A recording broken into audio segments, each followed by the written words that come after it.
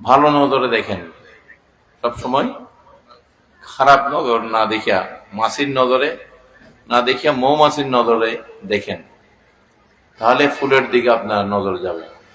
আর মাছির নজর থাকলে গোবরের দিকে নজর যাবে, ঠিক কিনা? ময়লার দিকে তার খেয়াল যাবে। এই জন্য খেয়ালটা অনেক বড় বিষয়। নিয়ত, খেয়াল, এগুলা যদি উল্টা থাকে তার খেয়াল উল্টা দিকে যাবে। কোরআন, নামাজ, রোজা এগুলা যদি আপনি বেয়াদবের নজরে, বেঈমানের নজরে পড়ার চেষ্টা করেন, বেয়াদবের চশমা লাগাইয়া, সেখান থেকে আপনি যেটা চাইবেন সেটাই আপনার চোখে পড়বে, ঠিক কিনা?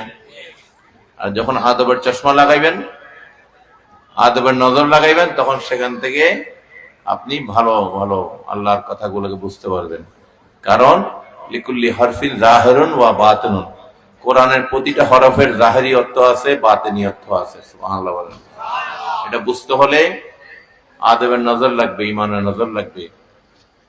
জাহেরি অর্থ এটাও আদবের নজর লাগবে। আর বাতিনি অর্থ বুঝতে হলে আপনাকে আল্লাহর ওলিদের দরবারে যেতে হবে, আল্লাহর ওলিদের সহবত লাভ করতে হবে, যেটা যুগ যুগে সবাই করেছে। আলহামদুলিল্লাহ বলেন। ইমাম আজম আবু হানিফা রাদিয়াল্লাহু তাআলা, ওনার দুইজন মুর্শিদ ছিলেন, ইমাম বাকের, ইমাম মুসা কাযিম। দুইজন আহলে বাইতের হাতে উনি বায়াত হয়েছেন। সুবহানাল্লাহ বলেন। এভাবে ইমাম শাফি, ইমাম মালিক, ইমাম আহমদ বিন হাম্বল, এভাবে হুজুর গাউসে পাক আব্দুল কাদের জিলানী, হযরত শাহ মাখজুমি রাহমাতুল্লাহ আলাইহির হাতে উনি বায়াত হয়েছেন, যিনি পীরানে পীর। তারপর ওনাকে শিক্ষার জন্য, সহবতের জন্য ওনার উদ্যোস্থান একজন, ওই সময়ের একজন শাইখের হাতে ওনার নিজেকে শপথ করতে হয়েছে। সুবহানাল্লাহ বলেন। This is a chain, Silsila chain.